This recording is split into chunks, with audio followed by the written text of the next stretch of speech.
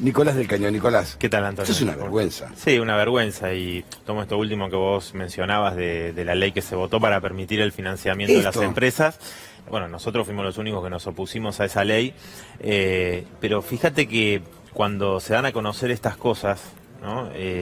Gravísimas, bueno, tira por la borda toda esa ideología de los liberales que dice que los trabajadores estatales son los que generan el gasto del Estado, que son una carga, los jubilados, empiezan cuando en realidad los que vivieron siempre del Estado han sido esta clase social, la clase capitalista, los empresarios que siempre vivieron del Estado. Y bueno, Rodrigo Macri Esvara, que había montado una cueva, que tenía doble puerta, cámaras y contaban $10.000. Bueno, en eso, un cajón.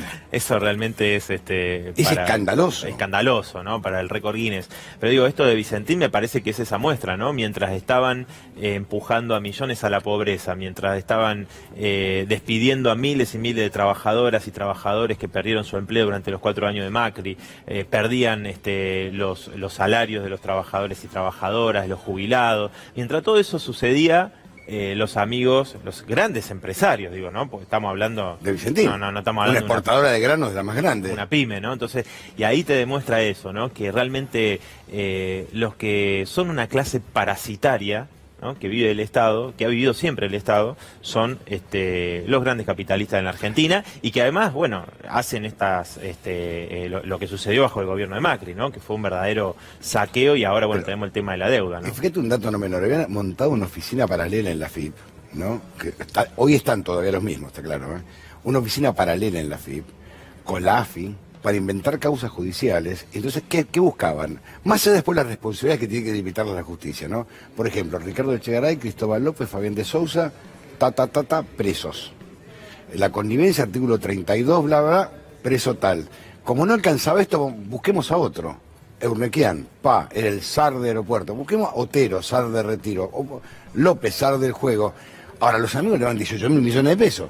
Sí, esto digo... Todo un armado mafioso. Sí, todas estas causas, estas cuestiones que han sido armadas y, bueno, más allá de cuestiones que puedan basarse en algunas cuestiones de visos de realidad, sí. Después vos tenés, por supuesto, una connivencia con sus empresarios amigos, ¿no? Me parece que eso está claro. Y vos mencionabas lo de esta empresa Mercado Pago, ¿no? Que se votó una ley también en el Congreso que los únicos diputados que la rechazamos fuimos Romina del Pla y yo, que es esta ley de la economía del conocimiento, que también, ¿qué hacía? Le brindaba subsidios, ¿no? Es decir, beneficiaba con menos impuestos a las empresas.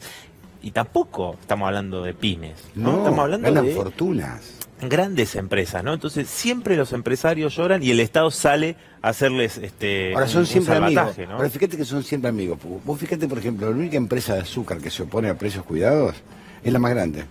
Bueno, eso es otro tema, ¿no? Es decir, vos son tenés, siempre lo mismo. Claro, y eso también es alarmante porque vos tenés por fuera, digamos, de lo que está en precios cuidados, aumentos que ya llegan a 40%, o sea... O más. Entonces, no solamente el colchón que hicieron después de las PASO, hubo una devaluación, después la elección... Macri, Claro, bueno. 50% de evaluación porque se enojó. Bueno, ¿me votaron mal?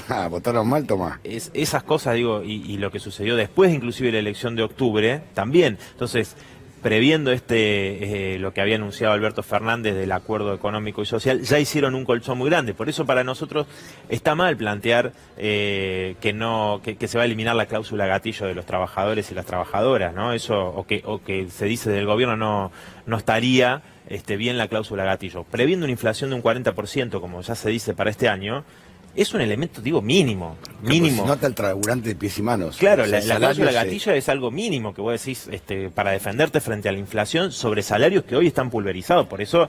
no valen nada. No, hay que aumentar los salarios. Por eso decía, cuando uno ve que el límite de la son 39.000 pesos, digo, si no alquilás.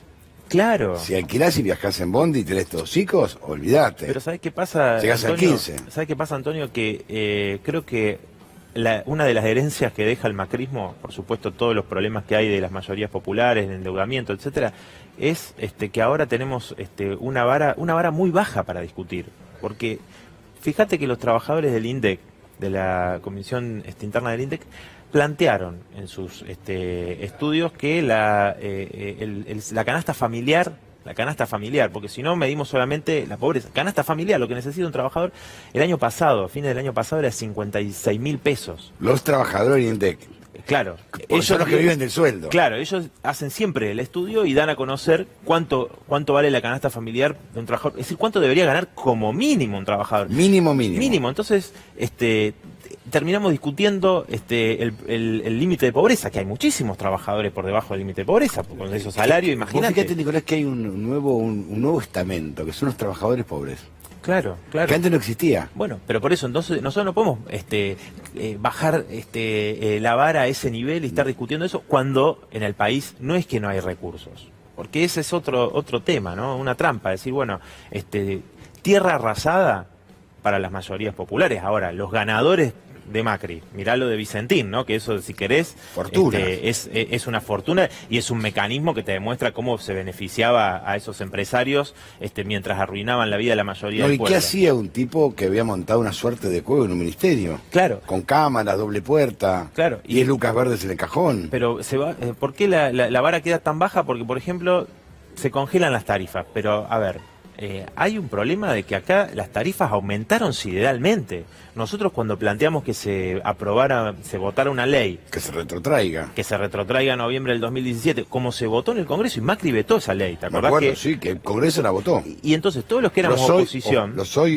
Oficialistas la votaron. La votaron en ese momento. Entonces, que eran opositores. Digo, no es nuestra salida de fondo, que en realidad pensamos que hay que establecer la renacionalización de todo el sistema energético, terminar con esas empresas privatizadas de los amigos de Macri y que estén gestionadas por los trabajadores y trabajadoras. Pero retrotraer las tarifas en noviembre del 2017 sería al menos un alivio, porque vos hoy estás pagando igual, seguís pagando la luz, el gas, estás pagando tarifas... Y se te corta igual que antes, ¿eh? Claro, los cortes son los mismos. Impagables, realmente. Es impagable, los cortes son los mismos. Entonces, bueno, eso nosotros, el planteo que venimos haciendo, y también con el tema de la deuda, es un problema que estemos discutiendo. Ahora el miércoles se envía del Poder Ejecutivo un proyecto para discutir directamente, darle al Ministerio de Economía las facultades para negociar, que se va a pagar, ¿no? Porque eso es lo que el gobierno ya manifestó, más allá de que haya una negociación, la extensión de los plazos, y que todos los recursos que genere el país, porque el gobierno que dice, hay que crecer para pagar la deuda. No, los recursos, es decir, los dólares que hoy no tiene la Argentina, ¿no? Y que tendría que tener, que se los llevaron con la fuga de capitales, ¿no? Bueno, eso... Que todo el préstamo del FMI completo. Bueno, por eso, el préstamo del FMI, se fue. El bono a 100 años de Caputo, se fue. Todo este endeudamiento que fue ilegítimo, ¿por qué? Porque los que prestaban sabían, ¿no? Ellos ahora te dicen, bueno, pero me prestaron, no me importa si el gobierno anterior... pregunta, y si los que prestaban a los funcionarios que habían sido empleados de los que te prestaban la plata, bueno, pero no hay un delito ahí. Por eso mismo, nosotros queremos que se investigue. A fondo. Y planteamos en una nota al presidente de la Cámara de Diputados, a Sergio Massa, que se convoque inmediatamente, antes de que se discuta en el Congreso esta negociación, que se convoque a la Comisión Bicameral de Seguimiento de la Deuda, para que se investigue. Es decir, para nosotros estamos convencidísimos de que es ilegítima y que tiene muchos visos de ilegalidad en muchísimos casos, ¿no? Ahora, ilegítima ¿por qué? Porque no benefició al pueblo trabajador. Hay un concepto a nivel internacional que ya se ha utilizado en otros casos de endeudamiento, que es el concepto de deuda odiosa, ¿no? Deuda odiosa, en este sentido de la ilegitimidad. Sí, se llama deuda odiosa. Claro, que no es solamente en el caso de aquellos gobiernos, dictaduras militares, ¿no? Gobiernos de facto que han tomado deuda como sucedió en la Argentina, sino que también en gobiernos constitucionales que toman deuda, ¿no? Que hacen estos procesos de endeudamiento que son verdaderamente una estafa, ¿no? Y que se demuestra que no benefició a la mayoría del pueblo, no construyeron viviendas, escuelas, hospitales, nada de eso. Fue para financiar la fuga de capitales. Ni una calle. Ni una calle. Entonces, ¿por qué el pueblo trabajador se tiene que hacer cargo de eso? Porque no es casualidad que se ponga en la ley de emergencia, que se votó en diciembre, en el artículo 2, o sea, el 1 te lo presenta, el 2 te dice que está todo encarado en función de garantizar la sustentabilidad de los pagos a los acreedores, ¿no? A estos especuladores, que saquearon en la Argentina, ¿no? Entonces, no es casualidad que eso esté vinculado a desindexar la fórmula de movilidad que por primera vez, esa fórmula que nosotros rechazamos con movilizaciones y todo, que por primera vez le iba a otorgar a los jubilados un aumento que llegaba a 20.000. Un poco por arriba de la inflación, la primera vez. Entonces, ¿por qué justo la primera vez que va a pasar eso se termina con esa movilidad con el argumento de achatar la pirámide? Es decir, que darle más a los que menos ganan. Pero eso no es un problema. Bueno, pues si vos las achatás para abajo, estás en un problema. Subir la base para que la pirámide se achate, pero hacia arriba. Sin darle menos a los que ya les iba a corresponder. Claro. Como te digo, por primera vez.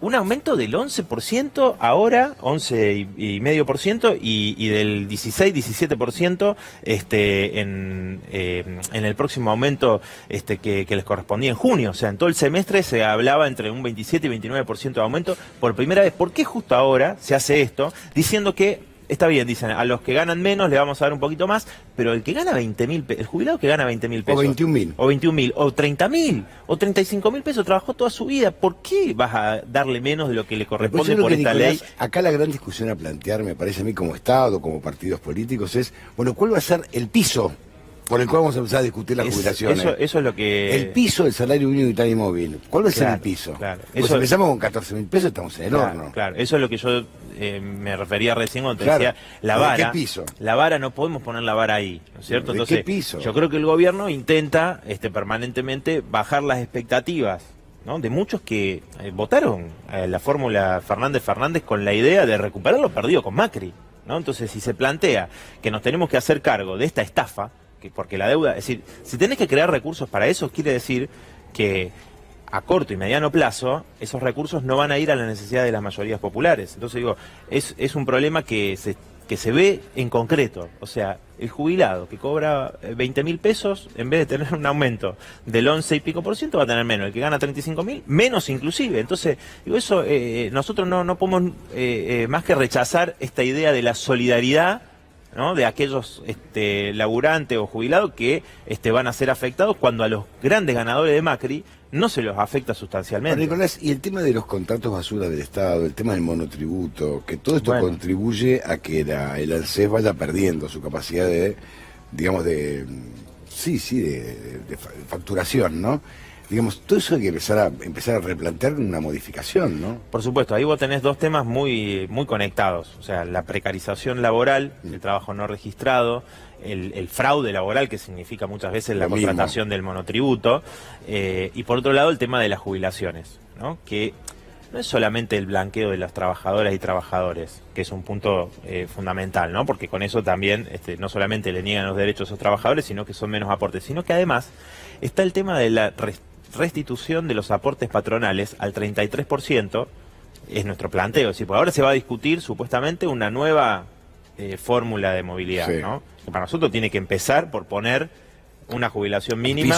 Claro, ahí la jubilación mínima no puede ser la que tenemos hoy, tiene que ser jubilación mínima en función de lo que necesita un jubilado como mínimo, ¿no? Y a partir de ahí en función de los aportes, etcétera, etcétera. Entonces, y que se restituyan los aportes patronales al 33% como estaban en los 90 antes que Cavallo los redujera, y que luego nunca volvieron a esos niveles, y el macrismo siguió bajando las contribuciones patronales, ¿no? Entonces, siempre se beneficia y se dice, bueno, lo que pasa es que no es sustentable el sistema previsional. Y si lo están desfinanciando permanentemente, inclusive se ponen, como en la ley de emergencia, cláusulas para utilizar los fondos del ANSES para pagar deuda, ¿no?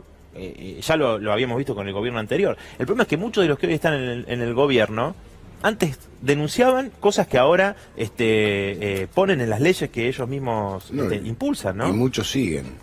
No, bueno. El lugar donde siguen. Exactamente. La estructura se mantiene. Exactamente. Es peligroso. Por eso, Antonio, es muy importante. Bueno, nosotros ya que no coincidimos con este proyecto que se ha enviado. Y bueno, por último, déjame decirte algo, que están los trabajadores de Minetti, de Molinos Minetti en Córdoba, están resistiendo la amenaza de desalojo y se vienen movilizando y reclamando desde hace 6 meses que no les pagan, ni siquiera le ofrecen indemnización, nada. Y bueno, el otro día hubo un operativo descomunal de la policía de la provincia para desalojarlo y bueno, brindarle todo nuestro apoyo, y por supuesto que reclamamos que se le dé una solución a los trabajadores, ¿no? Gracias, Nicolás. No, gracias a vos.